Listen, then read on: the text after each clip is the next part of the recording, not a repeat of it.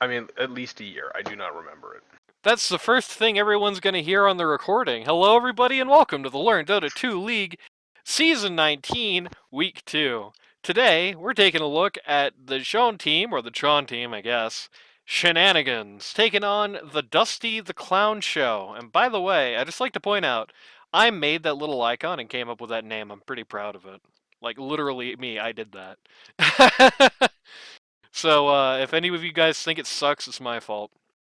And of course, the Dusty the Klown Show, usually the Luth team, but he's not here today. In fact, it's very stand-in heavy. 3 stand-ins, which means that it's not quite going to be the same thing as that scrim we saw before the season. With me here today is Warcarp. Yep, that's me. I thought that whole 3 stand-in thing wasn't aligned. You had to have at least 50% of your team Well, show up.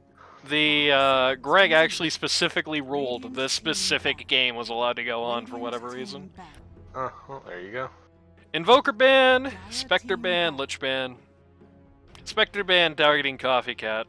I think maybe for the best for Coffee Cat. I think he's kind of putting himself in a mental hole with some of his picks this season. Like, Coffee Cat is not the kind of guy where you need to pick Coffee Cat Spectre 2 seconds into pick phase, I don't think. But I think Coffee Cat has that idea that maybe he's one of those guys. Radiant team ban. Lena ban? Good idea. Dire team ban. Man. Tiny ban? Okay. Oh, you've forgotten to do this whole streaming to me again on Discord. Remaining. Oh yeah, son of a bitch. 5 seconds remaining. I'm confused. I'm really confused by the bans. I'm like, what's going on? That's not a Lena. That's not a Tiny. Dire team pick. It's true. My stream shouldn't have any delay. I don't put delay on these recording streams. Nobody's gonna ward snipe those. It's delayed enough. There you go. For there to be a noticeable difference. I am Shadow Shaman. It's got about a 20-second delay, yeah. For me, at least. I don't know. There you go. Shadow Shaman Witch Doctor, not exactly going to be the most exciting first picks here. If Chon doesn't use the stupid big ward, I'm okay with this. If he uses the stupid big ward, we flame this. Why do we hate the big ward? It's funny and massive. I noticed that there was a specific adjective missing from that list. What? Good. 5 seconds. Well. Life Stealer ban, not a terrible idea. Quite annoying. Centaur ban. He is one of the heroes Life Stealer naturally counters, so that does make sense as a follow-up if you're thinking about that at all. No, I don't know if it's really necessary. Well, I don't know if Dusty's actually here. No, he's not. There's Lambert and G-Raz, so one of them is going to be 3. The only people left on the Dusty the Klown Show are Whimsical Dragon and Gundam. They're boss fight. Neither of them are Dusty. True, yeah. It's one of the Dusty the Klown Show episodes this week. Whimsical Dragon, very good Witch Doctor. I thought in the scrim did very good. I thought the Chon team did a very good job keeping the thumb down on it, but I don't think that was Whimsical Dragon's misplay so much as it was the Chon team just did a really good job being oppressive towards that. Dawnbreaker, yep, one of the basically 100% PB heroes you're going to see in this season, I think. 5 seconds remaining.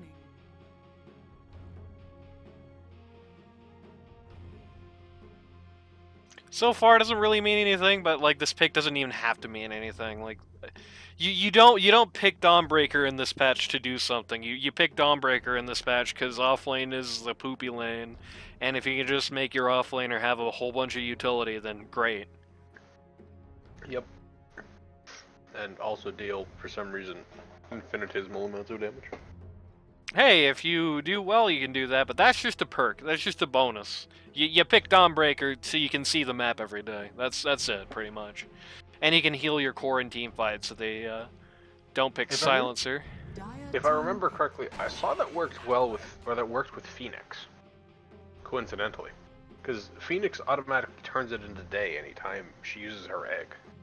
It's true. So, I do believe that Dawnbreaker allows you to see the entire map anytime egg is pressed. Does Cuddle still turn the day back on? Nope. Dang. Ironically enough, I don't believe Cuddle has ever turned the day on. He used to turn it on momentarily when he did his ult, like an evil Night Stalker. Well, yeah, now the bird does that.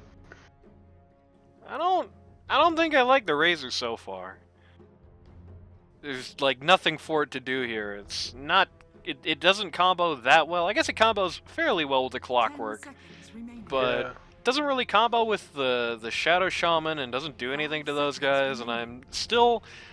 Maybe I'm just a hardened reactionary, but I'm still one of those guys who feels like Razor is one of your super situational guys. Like, you pick Razor in a good Razor game. I think Razor's evolved to become just a standalone hero, and you no longer just pick him to counter a specific hero. Or, not counter a specific hero, but you don't no longer counter 10 seconds remaining. the enemy's carry with Razor. You don't pick 5 Razor seconds just to remaining. counter, like, PA or Luna. He's just a good hero. Well, so far in LD2L, I haven't really seen much evidence supporting that. Maybe at higher level games, but I feel like at least in LD2L, you're going to be Mr. Reaction. Well, maybe if I play at this game, we'll, Yeah, see a yeah. different perspective. Yeah, maybe you if you play a Carp. That's the one. Speaking of Carp heroes, there's a Void Spirit up there, and that's just immediately something that Razor hates to see. VS ain't nice either. I mean, that can be just in case of horrible team fight killing W hit swap already. But Void Spirit is like one of the worst guys for Razor to see, just really annoying to him in every way you can imagine. Honestly, I could say the same a little bit about the vice versa. If it gets later into a team fight and Void Spirit doesn't have any spells left, Razor is just fast enough to run him down for the most part. That is true, but that's assuming that's a strict win more. Like, that's not really gonna help you unless you're in a situation where Razor is already going to have just the natural built-in advantage, I think. That's true. I think you could say that about most heroes with Void Spirit. Like, if you run out of spells as Void Spirit, you're gonna be sad. No, but I mean, like, if you run out of spells and then you, like, ult out of a fight, and you just keep ulting, Razor can run you down with how fast he is. The Ember Spirit will certainly help with that. That too. If he Though, survives. again, that's just a win more. That's just the cavalry charge you at the end of the battle thing. You know? I do like the Ember here. A lot of squishy heroes, a lot of backline to jump. Yeah. I've heard the most this Warcarp, your Warcarp, this I'm Ember Warcarp. Spirit hero is like the most controversial hero this patch. I have heard 50% best mid in the patch and 50% worst mid in the patch. It's like the only hero, one of the few in a long time, where I feel like I hear that really diverse reaction. So Well, that's like the best mid of the patch being played by the best mid of the patch. fucked up if true. Fucked up if true. I know, they let me have it. What do you think? No Medusa, no DK, no Jug, no AM. It is interesting. I do feel like, okay, you're getting the Wraith King out here. Offlane Razor. I think, Yep. yeah. I think this is too annoying of a game for this to have been carry Razor, but they could have put Razor carry and grabbed some more disruption. I honestly think a Mars would have been good here. 10 seconds remaining. They're definitely gearing up for very long 5 team seconds fights remaining. on the Shenanigans lineup here. Between the Razor, between the Wraith King. You know, even the Ember Spirit. I mean, Ember Spirit is a guy who is going to be very mana conscious, but I would say of the spirits, I feel like he's the one that's in the best position if a fight runs forever. Like, he's the one that can hang. Because Once he's just got still a doing couple damage. items- Once What? he's got a couple items, yeah. Yeah. Or Oh, at least his slow on, first man. mana regen item. The Because Clockwork... he does have mana issues in lane. the Clockwork does stick out. I don't think the Shaman does. I think the Shaman works better for this comp than the Clockwork does. I guess the Clockwork is just, you need some initiation, right? You need some just get and go. You need some way to get into a fight, and then Clockwork's a really good long time prevention for Witch Doctor's ult. That is true. Like, if Clockwork's anywhere close to you, even if there's other things that could be blocking them, you can't ult just on the chance that you're gonna get stunned out of it. And his Q lasts 10 seconds, I think? 8 seconds? Making 12 mistakes seconds? is One the of the path three. to wisdom. Still,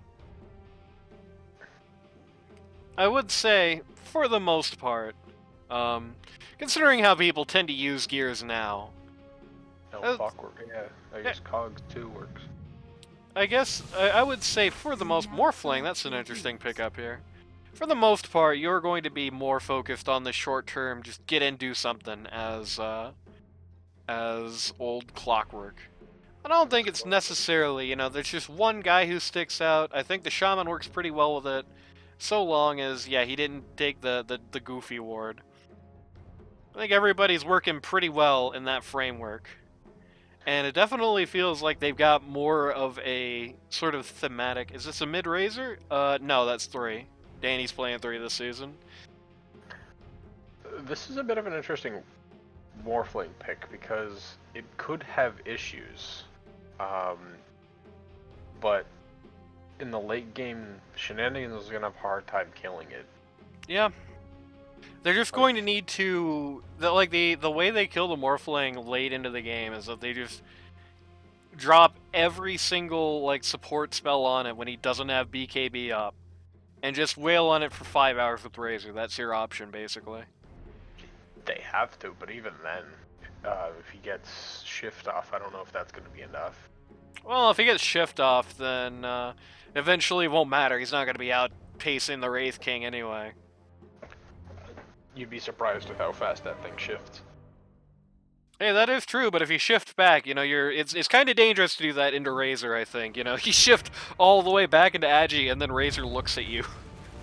No, I mean, you go straight into strength. Well, that's what I mean. It's like if you go all in on strength, then the Wraith King is going to out-damage you. It's going to take the advantage in, the long skill of a fight.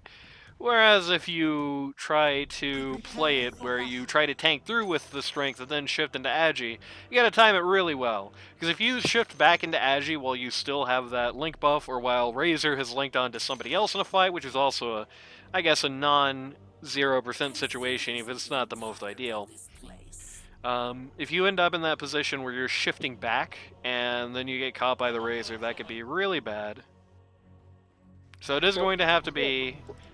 We'll see how the lane goes, because if Morphling has better than decent lane, then this will really come into play. But if Razor and Clockwork are able to shut Morphling down in lane, then it almost becomes a moot point because they'll be just far enough ahead that probably won't matter 30 seconds to battle. until probably 30 minutes. It's like the Dire is trying to go for a level 1 Hootenanny here. I don't think I'm down with that. I feel like you really don't want to do this into a Witch Doctor. Even if just a level 1 Witch Doctor, that thing can get bad fast. It looks like the Radiant was posturing for something as well. Yeah, look, it looks like they were... I mean, that's pretty much just, I think, just a general defensive setup there. Clockwork is going to just take this rune. Okay, this is a good go about it. The Radiant actually kind of split up here, so Chon's going to take that first blood. They were posturing here for a defense, then they saw these guys kind of walk up, split up, and that just let the Clockwork and the Razor take over there. Pretty good. Dire's starting with 3 runes. That's a pretty good start. 3 runes and first blood. Not on the most ideal guy to have it, but first blood still. First blood still. Always good to have. So, with that all being said, it's time for everyone's favorite part of the stream, the roll call. Pause 1 on the on Dusty the Klown Show. You've got Lambert on the Morphling. We're also looking at a go. Clockwork a little low. Pause 2, you've got Gundam, also known as Lumix, here on the Void Spirit mid. Pause 3, you've got Giraffe on the Dawnbreaker, who is one of the stand-ins. Lambert also a stand-in. Lambert standing in for Luth, Giraffe standing in for Dusty, Canada PMA, who's their Pause 4, standing in for Nope. Oh no, who are they? Who is that standing in for? I forgot. Standing in for somebody. It is a stand-in. It is a stand-in, and Pause 5 is Whimsical Dragon on the Witch Doctor. I think that might be Maniac standing in for. Meanwhile, on the other side of the coin, Pause 1, you've got Coffee Cat on the Wraith King. Pause 2, you've got Warcarp on the Ember Spirit, having a little go here with the Void Spirit here. Not on the winning side of that trade. Pause 3, you have US Danny on the Razor. Pause 4, you have Chon on the Clockwork. Gonna waste a little bit of mana here. Let's see that happen. A little bit of a go here.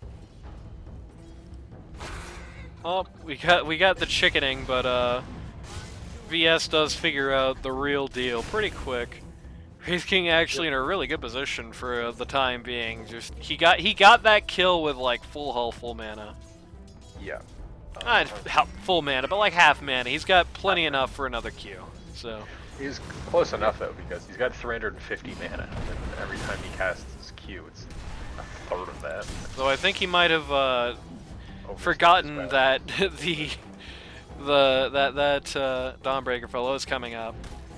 Anyway, pause 4, Sean captain the team. Pause 5, you've got the Mighty Midget, hashtag free Big Al on the Shaman, and my goodness, let's see this going down. Yep.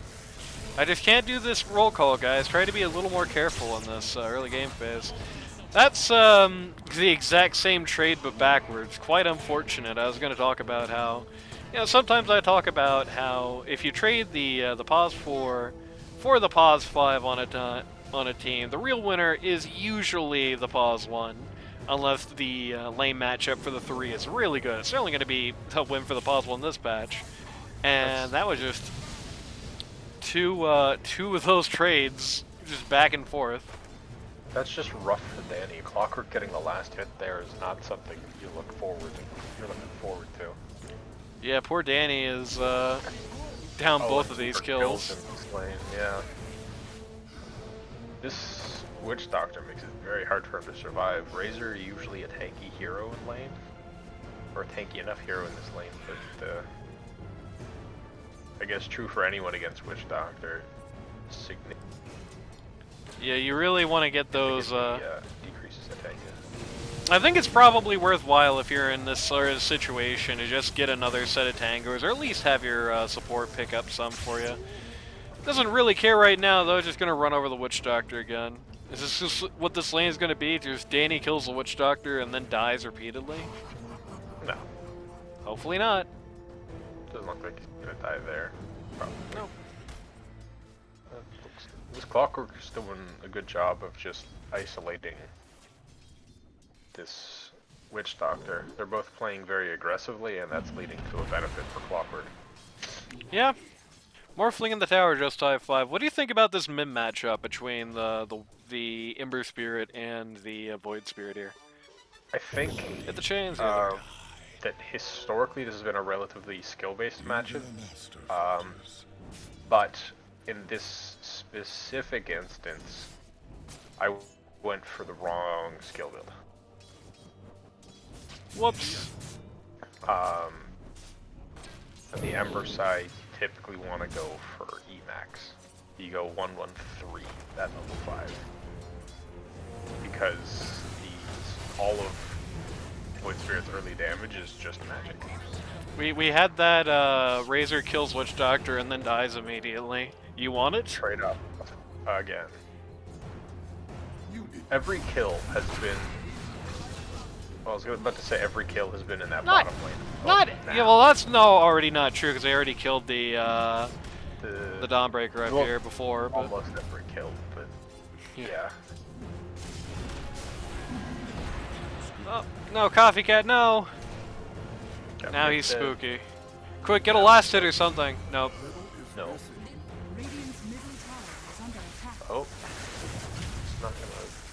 out, but I mean, it's not that it's not going to work out. I doubt it's that not was a gonna very serious go. He just go for wanted it, to take so. 49 damage to force Morphling to break mana to last it at all here.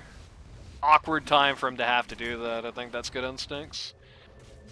Yeah, like life's a little bit harder for a minute, or not a minute, like 20 seconds. But Yep. same thing. Make life harder for the duration of the time the creeps were under tower. That's the important bit. Yep. Both you and the Void Spirit here very low. Oh, sniping that shield rune. Oh, for the kill. Yep.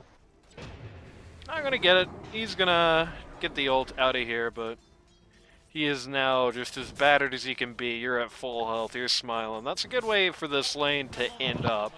You've been on the backswing so far. You know, down 6 last hits, but now you're gonna get, yeah, at least a free wave out of this. So that's pretty Yeah, good. I think that's due to just losing trades because Void Spirit Shield blocks my Radiant's damage. middle tower is I under don't block attack. his damage. Yep. And this is going to give you a good opportunity to try and go bot. I think this is the harder lane to actually kill, but I think it's probably worth going for here. You did URF walk called- onto a ward, though, so you're just going to back off. GRF called the Dawnbreaker terrible, by the way. Do what? GRF called the Dawnbreaker terrible. Dire's middle tower is under attack. No, GRF in your chat. In called chat? this Called Dawnbreaker? terrible. Oh, Yes. okay. Yeah, probably. It's like, wow, this Dawn is terrible. Probably. It was down Yeah, for really. last hits at the moment. I mean, Yeah, it's fine. right. In this patch, a terrible Dawnbreaker is better than like 90% of P3s, so you know. Yeah. Welcome to the world where they nerfed auras out of existence and forgot to replace them with something. That too. Honestly, a little bit of it was needed, but I think they went a little too far. Because they nerfed the shit out of auras, and then we're like, Well, this is awkward. Don't necessarily agree with Clock's decision there, but is going to at least force the Razor, or force the Morphling rather, far enough back that he's not going to be able to just get this, but... that was ballsy. I would say that was an ambitious play. That was an That was ambitious being play. I diplomatic. think if he just put them down and started playing tennis, that would have gone a lot better. Probably, yeah. Might just still not be completely used to the new Clockwork yet. I've noticed he's been doing pretty good with most of, even a Master falters. I can't believe you just missed that. I can't believe I just missed I this mean- kill. What's going on here? It was to be expected that this kill was going to happen. Oh no, my So- midget. My midget forgot how much HP he had. Oh, buddy. I think he was That's not figuring good. if he could trade his life for the Dawnbreakers, it'd probably have been worth it. Well, but, Dawnbreaker at least retreated, so there's that, but yeah, that was DRF probably did not keep worth me it. home. Oh, now you're up here again. You want the free Yep. kill on this little VS, which I mean, this is awarded, so I guess when you go bot and you know they see you immediately, you get a pretty good idea where the vision is. So Dire's middle Yeah, tower is under attack. Probably. Oh. Ember Aura accidentally pulling the camp of the most annoying creeps to farm as a carry. absolutely. Unless you're Slark. Slark is the only one that doesn't care because he can just purge off that stupid debuff. Terrorblade and Naga don't care that much either because they can just send an illusion to break or to bait it out and then... Oh, Lambert was not watching his HP there. Is going to take a casual fall. They're going to get Oh, the Razor on the yeah. other side of it, though. I don't even And probably the notice clock. That, Yep, down he goes. I'm a little surprised to see... There must be some bad communication happening here, because... You know that 4 people are in that lane down at bot, and yet we got him in hitting tomato and potato instead of this wave. I don't think I like that necessarily. to each their own. Warcraft going Rip to the courier. The what's that thing called? The Mage Slayer. I think it's pretty good this game. You're War Carp. Yeah. That's what I said. Why did you describe yourself as if you were somebody completely... Again, you can see the bad communication there. Chon pops in, fires a flare. Coffee Cat does not realize it's happening and immediately turns around before he goes, wait a minute.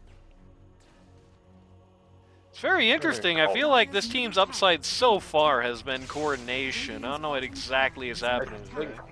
I don't disagree with the call, though. Chasing there is the wrong play. It wastes too much of Wraith King's time, and he needs to be farming right now. Probably true, in all fairness. But then, if that's the call, then, you know, again, bad call to have him there to begin with, right? Anyway, here's the part where Morphling just gets a double kill, very casually. This is starting to get really bad, actually.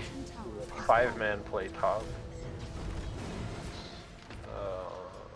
Yeah, you're just going in. Wraith King, you need to be pushing this. Coffee Cat doing the right thing here by just hanging out in a different lane. Probably should be pushing, you're right on that. But doing the right thing here. He sees that 5-man Fiesta, he wants nothing to do with it. He gets gone real quick. Unfortunately, got 0 tower damage out of the play. At least they got bot T1. Definitely would be to Dire's benefit now to slow the pace of things down a little bit, I think. I think so. You definitely don't want to be, like, doing this. Like, you don't want Wraith King to be in fights at the moment. You really want your fights to be, you know... Especially not without his armlet, and whatever the next item is. Yeah. Whether that be Desolator or Radiant. You want them to be... You want your support line, your 3 and under club to be, like, turning back fights. You don't want, You want to think of it, I think, like a... More like a Scorpion, you know what I mean? Like, the Scorpion Stinger is not there to go around and mess things up. I mean, it is there to mess things up, but things much smaller than you, right? Very easy targets. But if you're not a very small, easy target, it's there to get people to go away. That's really what you want. Giraffe jumps for a quarter of a second. Like in this case, that fight you just took is probably fine, especially if Danny's able to get something done with this ult. Doesn't really look like it, yeah. At least they're gonna get Giraffe at the backswing? Maybe? No, Carp, no! You were gonna die anyway! Oh, no, baby. This is gonna have no grip on the Wraith King, but he has nothing to do here, except maybe die. He just, That's a creep. And... Well, this is gonna be funny. Micro your wards, my friend! Okay, there we go. He did. He was just waiting until he had no control over his hero because he was stunning. There you go. Wraith King has got his armlet and is walking to a creep camp. Wraith King's got his armlet. He's walking to a creep camp with a hero's or a King's ransom, a Wraith King's ransom of 30 HP. Yeah. Wards are gonna do a pretty good job against this tower. This team's actually pretty bad at dealing with them, really. None of their heroes except Morphling are particularly fast attackers, and Morphling is not a guy you want to be sitting there beating up snakes. But again, yeah, Coffee Cat probably shouldn't be there. You want to be, you know, you want to dissuade people. You want to give them that Scorpion Sting if they're about to, you know, touch you, but just to get them to go the hell away. You don't want to actually engage in fights right now, I don't think. You really just want to stop them from hitting objectives, get picks when you can, and just buy time for a minute, catch your breath, get back on top. I think smaller, more controlled fights would be going in their favor, but the 5-man team fights at this point are a lot more difficult for them to pull off. Well, really, you don't have that great of a way to cause them to not take the 5-man engagements, because the one guy that I feel like is really... I guess you could do it with Ember Spirit as well. You could just have him doing split pushing. If him and Clockwork and Shaman are running around together, just getting pickoffs or whatnot, I think the game goes a lot better for them. Vengeful getting that last hit, but they need to either wait for Donald to be down and be like hesitant of actually committing until Donald happens, or they need to be and the sun rises. Can't do that when the sun rises either, for obvious reasons. On the exact moment the sun changes, yeah. But if the 3 of them are running around together, ideally targeting this Dawnbreaker, this game starts to look a lot better for them. I think the issue is that it's difficult to get them to split. It's difficult to get them to not just be 5 at all times. I don't think Well, there's been a single moment in this that's what diatribe. I You have mean. had The- Dawn just hit in this way, but like only when it's as safe as allowed to be. And the moment it gets even a little dangerous, she backs off. You've got Morphling sitting in the GG jungle, you know. Dire's middle tower Yeah. has fallen. So I think you definitely, the ideal would be to have Razor and company running around, have Ember Spirit splitting, and then, so you, splitting, and then jumping 2 fights with your ult, and they've got the Coffee Cat. Oh no, this is bad. 4, Oh, yep, shot. yeah, you're gonna die, that's so sad. Is under attack. But that's the thing, is that without Ember Spirit, they don't have really enough lockdown. If they're using the Razor to run around, it starts looking a little awkward. I mean, that's kind of the thing, it's like, if you use the Razor to run around, you don't have a team fight. You don't win the fight without him. If you use the Ember Spirit to run around, then you need to be in sort of arm's reach of him. Or if you use the Ember Spirit to split, you need to be kind of in arm's reach of him at all times. And if think you don't letting have the Razor- somebody splitting, they're just going to keep 5-manning. You can't really stop, well, at least 4-manning. You can't really stop them from doing that. Yeah. So you have like the Razor and the Wraith King splitting, and then there'll probably be a 3 with 2 in the side lanes, one being Morphling, the other one being the Dawnbreaker. Well, rip Danny. Rip Danny. Instead, what's The bot happening is back everyone and- is just kind of, And went to farm jungle. um,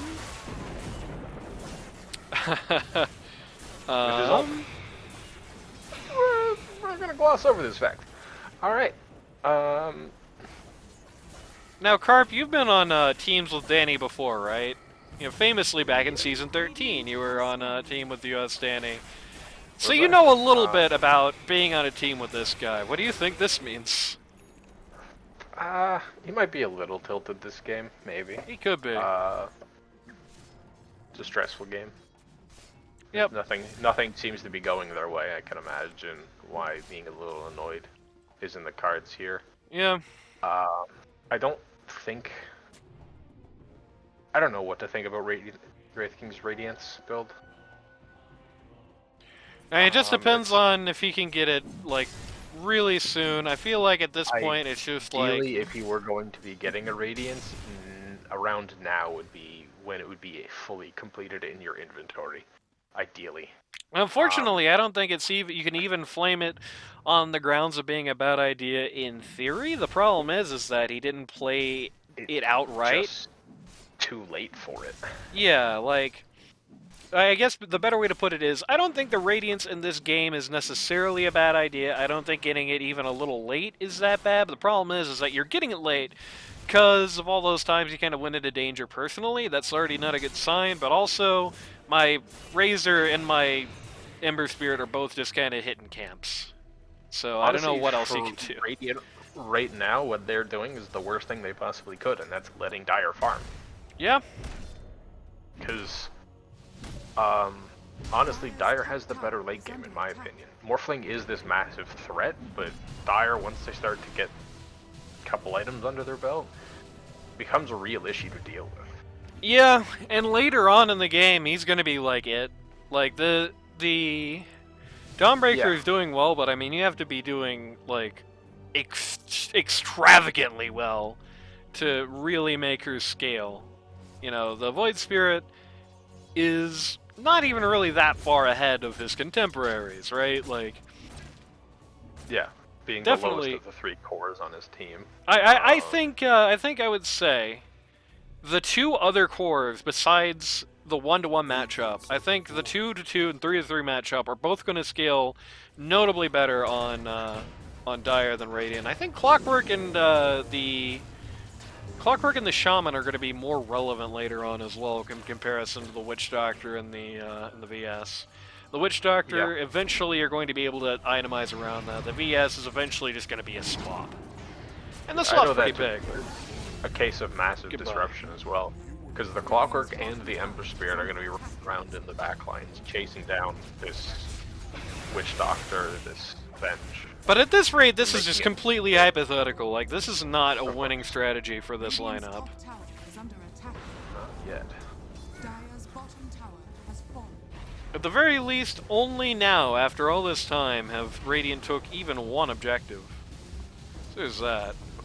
Just mid Dire's tower. bottom tower is under Yep. attack. Drawing a line to try to circle Well, around. I meant in this, like, downtime. I meant in the time that, like, since you had that big 5v5 fight, basically. It's been, like, I think they got the T1 mid immediately after that, and then there was, like, a 10-minute downtime, basically.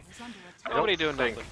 there has been a full 5v5 team fight. Anytime a fight has happened, one person from Dire has been missing, at least. I guess It's that's changed true. Almost every fight. But the fight at top is what I meant. The big one that really made things start going bad, I think. They haven't got an actual objective. They got Coffee Cat multiple times, and hey, that's pretty good. In lieu of an objective, that's not a bad thing to have. Ooh, Making him farming a again. stack there. And no vision on this is very interesting. If you're gonna stack this in a game that looks like this, you've got to have that vision. It might have been the Void stacking it himself. Because I guess that's a non-zero possibility. Change in a minute. Danny pushing Tip out the on mid candidate lane. BMA. Radiant's Okay. middle tower I don't is know under what he attack. Forcing did. somebody to TP or getting. Oh, they're doing Roche. Danny should. I would like Danny to hit mid, but I understand Yeah, he doesn't know this is the the case, so hesitation, yeah. where anything is. So just farming jungle is the safe play. I don't hate it either. Getting that BKB out for the next fight is going to be massive. Radiant's Void middle Spirit, tower is especially under with that attack. Ags completed. Yeah, it's gonna deal the Void Spirit. It's gonna, I think, get rid of a lot of the Dawnbreaker damage. I think this goes through BKB, No, but that all pierces. oh, it down all to pierces? Never mind. Well, it's gonna do a lot with the Void Spirit. It's gonna do with the Paralyzing Cask and the Maledict. Yes.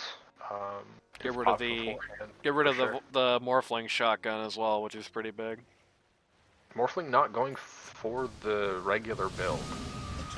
The build these days is Conda? That one. Conda.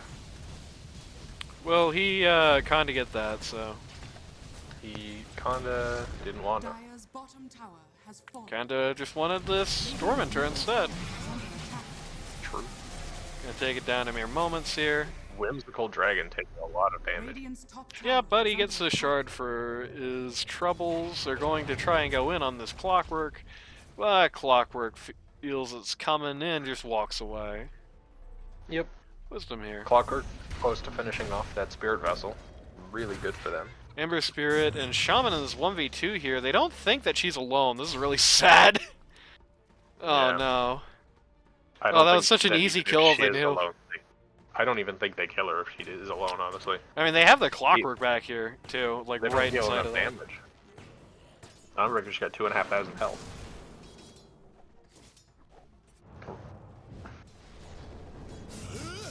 Double remnant.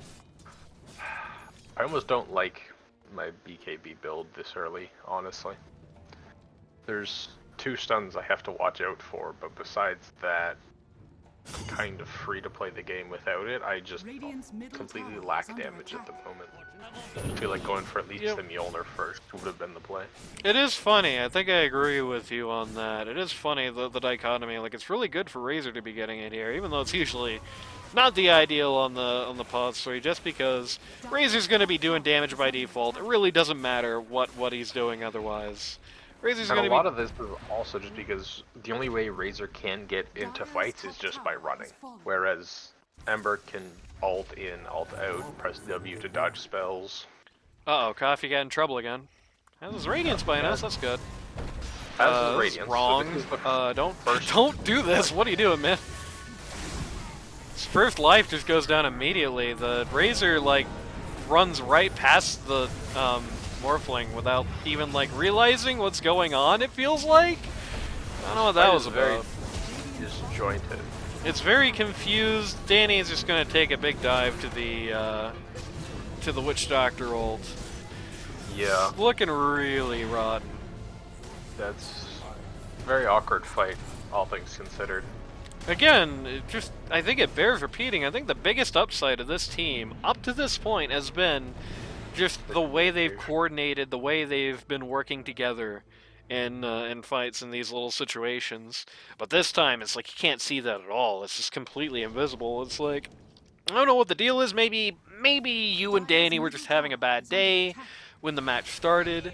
I don't know. Maybe somebody is like making question mark and all chat level calls on the microphone. I don't know. Maybe.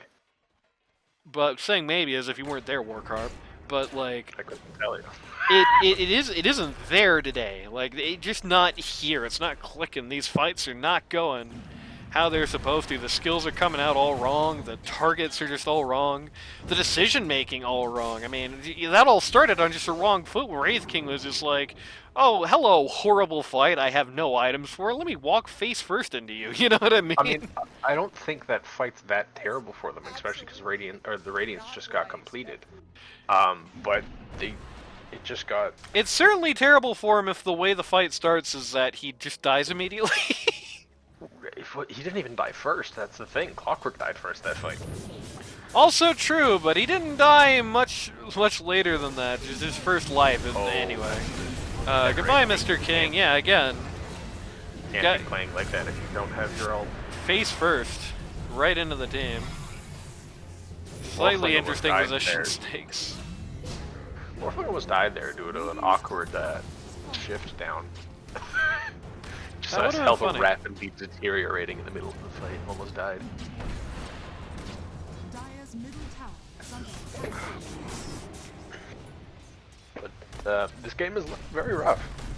Down 21,000 net worth. Yeah, And 19 kills. at only 27 minutes as well. It was a very big change from the... Well, I guess it's not that big of a change, because their scrim against this team was a big comeback. So I guess it's not that big of a change, but... quite awkward. Dire's bottom tower is under attack. That's later, out on the Dawnbreaker here. Radiant's top tower is under attack. Dire's bottom barracks are under attack. Dire's bottom barracks is falling. They have Gundam here, the Void Spirit. They did catch him on the retreat, but man, everybody's just dying so fast. Doesn't matter. In a more competitive game, I think that would have been a really good start to like a turnaround type fight. But instead, just a triple kill for the Dawnbreaker, and that's it. I guess Razor did kill the VS. He just bought immediately. Just wants to end it.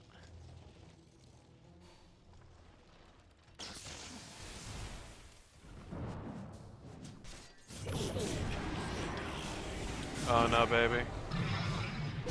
Dire's top tower is Luckily, he got made into a chicken, so there's that.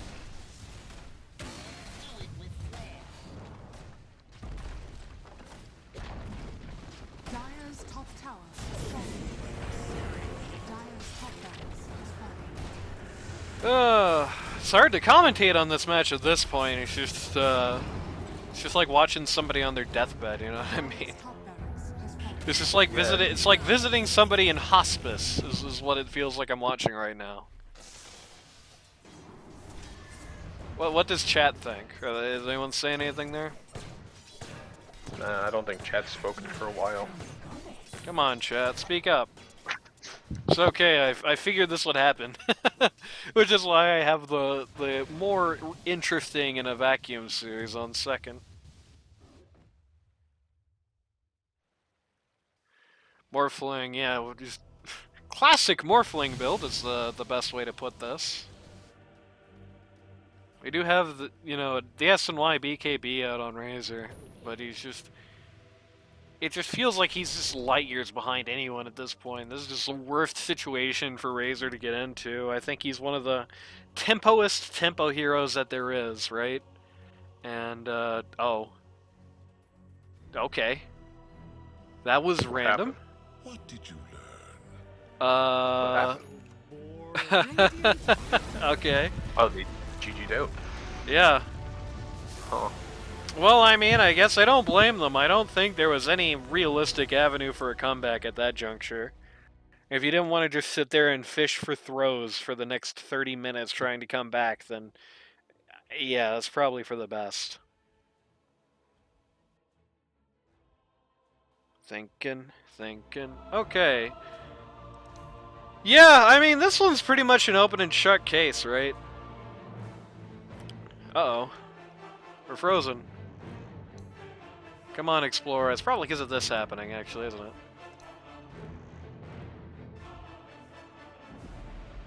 Oh my god, that was very difficult to alt-tab out there. Anyway, We're losing you a little bit. Just a little bit. yeah, I mean, I think this is just an open-shut case, really. Like, it didn't really feel like this team understood what this lineup was supposed to do, how they're supposed to execute it. Coffee Cat was playing this Wraith King like you would play like a PL or something. I think he was way too eager to be way too close to fights, inspect them face first. There are just too many times, especially when he's pretty down, I feel like he just sticks his neck out and just gets it chopped off. They had this very slow and low, long-term game plan, and it really just didn't pan out for them. They didn't play it like that. You know, it should have been a lot of like Ember Spirit and Razor trying to make space, but Ember Spirit and Razor were making space in the jungle for to try and get more They were camps to making stack, space right? Like, for new camps to spawn. Yeah. Yeah. you're right. they were making space for new camps to spawn. It felt like after a certain point, the Shaman and the Clockwork were just kind of ambling around doing nothing. And that's not even They were necessarily. farming waves, honestly. Yeah, which and I that's guess not in that even scenario. necessarily. That sounds like a major oath to them, but to be honest with you, I don't know what I would have done either at that point. Like, what are you gonna do when 3 cores are just gone? It's 2v5, baby. 2v5 plus add on whoever randomly gets caught on your team to the list. Didn't feel good. It didn't feel good is the long and short of it. It just felt like they just misplayed what they had. It didn't feel like they really understood this was like a late game draft. And I think most importantly of all, they just let their tempers flare here in a very visible, obvious way. Like, I these don't people... necessarily think it was a late game draft. I just think that the scenarios in the game that happened caused it to be, hey, we need to go late game with this. And maybe it's not necessarily, but I think it's stronger as like a lineup where it's like with the Razor, with the Ember Spirit, you can control the tempo of the game, and you can go as early or late as you want. Early on, you're going to be in more competitive situations. Later on, you're really going to be behind the driver's seat. You're going to be in control, right? But in no case are you going to have any control if it just goes like this. This is just not it.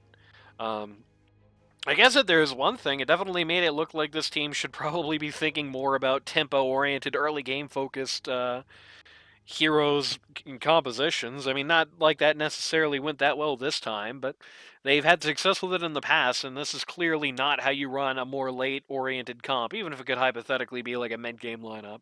It's clearly not how you run like a late-oriented comp, right? I think we can agree on that. In the world where this is a late team, you don't do this, right? I don't know. You don't just lose the game. Yeah, you need to be making space with your 2 and your 3. You need to be more careful, more conservative on your play style on your P1. It's not an every game thing, but if you're going to have a lineup that looks like this little tri-core lineup, you got to be doing that, right? Or you're just going to have this happen to you.